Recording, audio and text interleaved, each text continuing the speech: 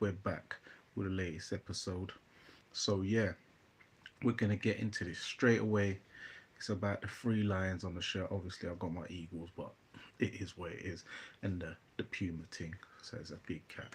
But yes, first of all, we're gonna talk about Anthony Yarde, redemption song, redemption song. Yes, so he got the fourth round knockout win over Lyndon Arthur on the weekend on BT Sport Queensbury Frank Warren show. Excellent showing. He came in, he done what he said he was going to do.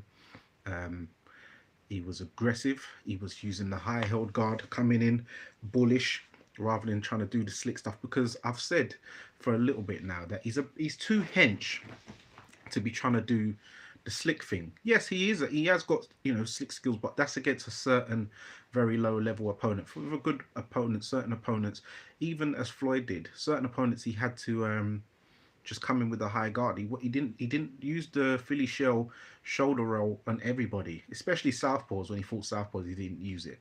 Um, so yeah, it was a good fight. Round one, he come out at the block straight away. Second round, I gave to Linden. Third round, kind of even, but there's a lot of grappling. I thought that's what Linden's tactic was, because his jab was not established at all. Yard didn't let him, or I don't know. I put it down to Yard didn't really let him because he was onto him from the word go. There was a lot of grappling, and I thought, is Linden trying to wear him out for the later rounds? Because that's what Linda's whole thing was. He was saying in build up, what okay, he's gonna. I know he's gonna come out fast. So what if when I soak up all the weather the storm, and I'm gonna say to him, I'm still here. Then what's he gonna do? But fourth round, um, Linden hit him with a pull counter right. Yards shook his head, AB style, and just went at him. Started unloading, literally.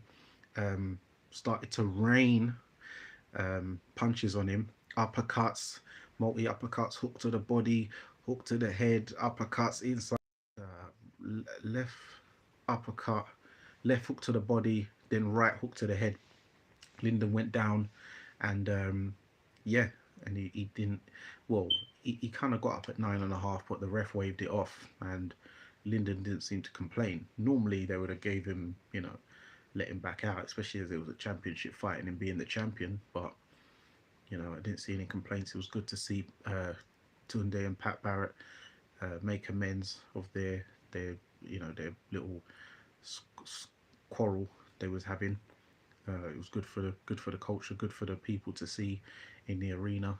Both of them are, you know, they've got a past, and they've turned their lives around, putting it to positive use. And yeah, it was great to see. Uh, Anthony Yarde, he's now been promised by Frank Warren that he's got a world title shot against the winner of Joe Smith Jr. versus um, Callum Johnson, and that's going to take place on January the 22nd or 25th, something like that, in New York. In what's the area called? In the area, I forgot the area, but it's Verona in New York. And the winner of that for the WBO title is going to fight Yard next, and I'm sure Frank will deliver because Frank has good pull with the WBO. What's next for Lyndon Arthur? Well, him and Pat was talking about before that they was looking and tolerant and other promoters because they don't feel that they've been treated fairly. They feel they've had a disservice done to them. So I expect, well, with Frank Warren saying he's released Lyndon Arthur from his contract, and he's put out a statement that because he feels that some people are thinking that because the way it come across in an interview that Frank kind of said if he won he would have been staying with us. If he lost, he would have been moving on. But that was at he said that this is at Lyndon and Pat's request that they leave. Some people insinuating did Lyndon then throw the fight to get out of the contract or so he can leave. I don't know. I don't think so, but there's speculation. So what now? What do I think? I think Lyndon will go over to Sky Sports Boxer platform, because they've got them. They obviously they're still building up their roster. They've got Danazi signed up now. they've been releasing light heavyweights, in fact, if anything. So they're more likely just they wouldn't take him. So Lyndon Arthur, he can get on the boxer platform, and if he's right enough, he can get out as soon as February to get on the undercard of Amir Khan versus Kell Brook in Manchester, a little homecoming on the undercard. So, that could be a good move for him. Um, Next, we're going to speak about Devin Haney versus Jojo Diaz. That was a very good performance. At first, Devin Haney was racking up the points, good jabs to the body, fast hands, good boxing. He just doesn't seem to have the power though. But I think some of it is. I don't think he's a power puncher anyway. Like, he's not a blowout man, but he did score a couple of knockouts against lesser guys. But I think due to the weight issues with him, he looks very tight of the weight. Like, you see 2 weeks out, he puts up a picture. His abs are looking good. He's looking all nice and ripped, and you know shining. He's glowing. But then on the scales, he looks very dry. On fight night, he looks very dry. His head's too big for his body. On come fight night and the weigh-in, so he's struggling. This is why he's so desperate to get the undisputed title on fight on with whoever, whether it's Lomachenko, whether it's Tiafimo, and now it's George Kambosos. And it seems George Kambosos is the only one who seems really on it. He's got that Greek, Trojan, Spartan type spirit. So he's actually seems on it. He's saying, yeah, come to Australia. 80,000 people. Now we can talk. Now we can talk. Seem very respectful and pleasantries after the fight. Devin, he got caught a few times when he was in the pocket. His legs were doing a few bit shaky Stevens, um, which I didn't really like. But I don't know if that's due to the weight or what. He got shaken in his last fight against Jorge Linares, but Linares is a decent popper, and that was a good shot he caught him with at the end of the round. So, he just has to be a bit careful, box smart against Kambosos. Because Kambosos is explosive enough to put him on the canvas. Don't think knock him out, but put him on the canvas at least. You've got other heavy hitters. Gervonta Davis, Ryan Garcia's out trolling every minute. Before he had mental health problems, and he's had all these problems, and now he's every time there's a lightweight fight, yeah, I'll take you out, I'll fight you, I'll do this. So just like, come on, mate. He said he'll fight him next, so I'm not sure what's going on with all that. So yeah, we'll see what happens there. Gervonta Davis, I actually picked Isaac Cruz to beat Gervonta because I've seen Isaac Cruz fight a few times, and he's like Blanca. He's shorter, hencher than Gervonta Davis, which Tank never had to deal with before. I had a feeling with a power puncher like Tank, he would hurt his hand on that tough, hard head of Isaac Cruz, and he did. I see his hand on his Instagram story today. His hand looked like um, looked like a pie. He had a pie for a fist. Um, so he's not going to be back in action within the next 4 months at least. The crowd looked very packed out. Of all the lightweight fights I saw, Tiafimo, Devin Haney, obviously Tiafimo Kambosos, Devin Haney, and Tank's one looked real field. It looked really field, and the demographic looked real good. Looked like, yeah, it looked. He's selling out. Obviously Baltimore, his ends, selling out Atlanta, and now he's selling out the Staples Center in LA. So he's gone what 3 coasts? You're talking about East Coast, down south, West Coast. Yes, Mo. I mean, um, and he's doing numbers. Leonard Ellaby is happy, but he seems to have a real bee in his bonnet about Eddie Hearn talking about he'll smack the shit out of him on site. Also, that talking real tough. I know Leonard's got hands. He was a Golden Gloves fighter back in the day. That's why he's Floyd's best friend and he knows him. But I don't know. Them American guys, Bob, all them, they seem to feel really threatened by Eddie Hearn. But Eddie Hearn's doing his thing out there. Do you know what I mean? Doing real big things. I see Craig Richards, Dean White out in America, coast to coast, out in New York first, then they're in Vegas, then they're in LA. They're getting it in. They're getting about networking, so it's very good to see. No, I mean, you live on IG as well? No, I'm not live on IG. Then get KO'd by Eddie. I'm not sure about that. Leonard's got hands, but Eddie is a big guy. People, you'd be surprised when you actually meet Eddie. He's a big guy. He's tall. So I was happy to see Kamil Sokolowski um, get a win. Frank Warren owed him that against George Fox on points. He'd been training with Joseph Parker and some other good heavyweights I saw on his social media. So he actually put in a real proper camp and shift for this. And yeah, he had a good win. Montana Love missed weight, which I didn't really like to see, but he got a good win. Hit, knocked out his guy with the same combination 3 times. The stoppage was a bit funny though when the ref did decide to stop it in the next round. He could have stopped it after Montana dropped his guy 3 times the previous round, but he stopped it in a very peculiar time. But it is what it is. Um, who else was on there? Jessica McCaskill stopped the woman she was fighting in the 7th round. Um, and then she was putting a beating on her proper, and then yeah, the ref had to stop it because yeah, she was tough, but she was just getting outgunned and getting real pummeled and hurt to bits. There were some other ones on the card. There was Sebastian Fundora versus Sergio Garcia. That went to points. I had a feeling that Sergio Garcia could pull off an upset because he's a very good boxer, but he lost on points. And there was Derevchenko versus is it Carlos Adames, but I didn't actually see that fight. Unfortunately, I didn't actually watch that one. But what the one I did actually have to mention is the fact of Bradley Skeet versus um, Shiraz Hamza. Hamza Shiraz.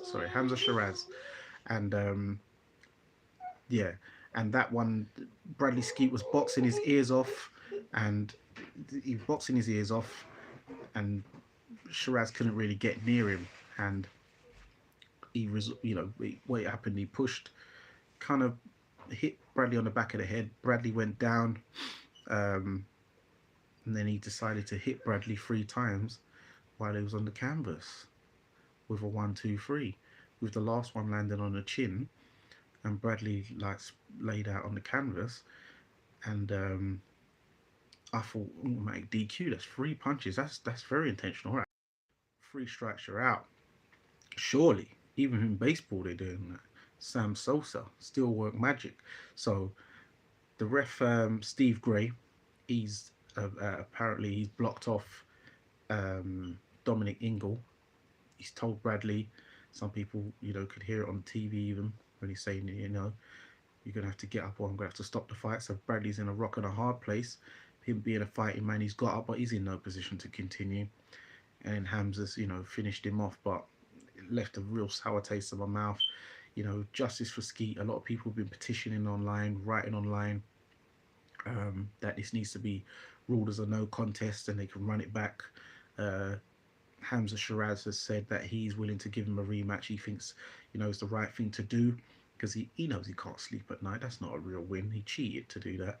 And the ref, Steve Gray, he might need looking into because he's made a few big errors this year. The one with Lewis Ritson when he was in, who was he fighting? Lewis Ritson. He was fighting a guy in Newcastle, and he was getting battered like real violently. He got dropped by body shots like a few times as well, and the corner threw the towel in, and Steve Gray threw the towel out and let him get beat up some more and drop some more. It was really bad. That's it. Jeremias Nicholas Ponce. Where's this guy even from? Is he Mexican? Because another one of these Mexican, Argentina. Yeah, you know, come on, Steve Gray, another one. You can't desk twice, brother. The board have to do something. I heard they're having a meeting tomorrow to review the footage and make a decision on what they're going to do about this contest. Hopefully they do the right thing and rule it a no contest. At best, they can probably even rule it a DQ themselves. But hopefully they do it as a no contest, run it back. even if they don't run it back. Bradley knows in his heart of hearts he was walking up, running away with the fight, um, and that was that really. Um, yeah. So what else? Action. She's back in action. She is fighting. I forgot who she's fighting actually. But we've got Nonito Donaire. He's against Raymark Gabalo. That's a very good fight. We've got Vasily Lomachenko versus Richard Comey in Madison Square Garden in the main garden, because the Teofimo Lopez one with Kambosos was in the MSG, but it was in the old, it was called the Felt Forum before, but now it's called Hulu Theatre. They've changed the name recently. But the Lomachenko one's in the main Madison Square Garden, so that's big. You've got Dmitry Bivol versus Umar Salamov in Russia, 2 Russians, good fight. You've got John Rail Casimiro versus Paul Butler. That one's out in Dubai. Paul Butler, it's a tough ass, man. On paper, it looks like Casimiro will take him out. And I like Paul Butler, he's a very good boxer. But I don't think he's on Casimiro's level. We've got Magamud Kobanov versus Patrick Tizeria. They're the main event, surprisingly. Even though you've got Bivol versus Salamov, who are 2 Russians, um, Magomed Kurbanov is the main event. I take it that he's the bigger draw and the more famous guy in Russia out of the 3 of them. And then also on Dubai show we've got Sonny Edwards and versus Jason Marmo. And that's about it. Yeah, Conor Benn versus Chris Algieri. I expect Conor Benn to deal with Algieri. Algieri's seen better days. He might be able to move around for a bit if Conor's swinging and missing, getting to a bit overzealous. But really, on paper, Conor should be stopping him by now, you know. And yeah, oh yeah, also Jerry Forrest managed to get a draw. Well, can't even say managed to get a draw with Michael Hunter, because it was he really should have won. That's 2 draws in a row Jerry Forrest has got, when really he should have won. When he fought that Zhang Zili, he should have won, even though he got dropped twice early. He come back and won all the rest of the rounds. And then now against Michael Hunter, he got bumped again. And this is the thing, Michael Hunter beat him on points in a 8-rounder back in 2014. So them times when he fought him, he was like a blown up cruz or whatever. So now he's a heavyweight. I thought I should take him out. But Jerry Forrest, you know, this is why they say sometimes records are for DJs, because Jerry Forrest is a much better fighter than his record suggests. So yeah, I think that's about it. And yeah, Anthony Yarde, what do you guys think? How do you think he's going to fare against Joe Smith Jr.? Let us know in the comments. How do you feel? What do you think Lyndon Arthur's going to do next? How do you think he'll fare over at Boxer? Oh yeah, Dan Aziz is also calling out Anthony Yarde. He wants a domestic unification, British and Commonwealth title. How do you see that fight going? Let us know in the comment section. How do you think Conor Benn's going to be doing against Chris Algieri, Dmitry Bivol versus Salamov? You know, some of you guys have been saying, oh, is he on the fade because Craig made him look, you know, not as spectacular as he's looked against Jean Pascal, Joe Smith Jr., Isaac Chilemba, what's the other guy? Sullivan Barrera, them kind of guys. Well, it's because Craig's IQ. We're going to see if it was Craig's IQ and his boxing ability, or is Dmitry Bivol on the dip. We're going to find out this. We're going to find out this weekend. I know. I believe it's the latter, but you know, you guys make up your minds. Any feedback or any comments, leave it in the comments below. Make sure that you like and subscribe and share with your friends. Any other conversations you want me to do for next week or things like that, just let me know in the comment section. Or if you want to holler me via any other social media platforms, then let me know. It's Danny Glover from Fight Fan TV Live. Persistence beats resistance. You know where it is. Take care, guys.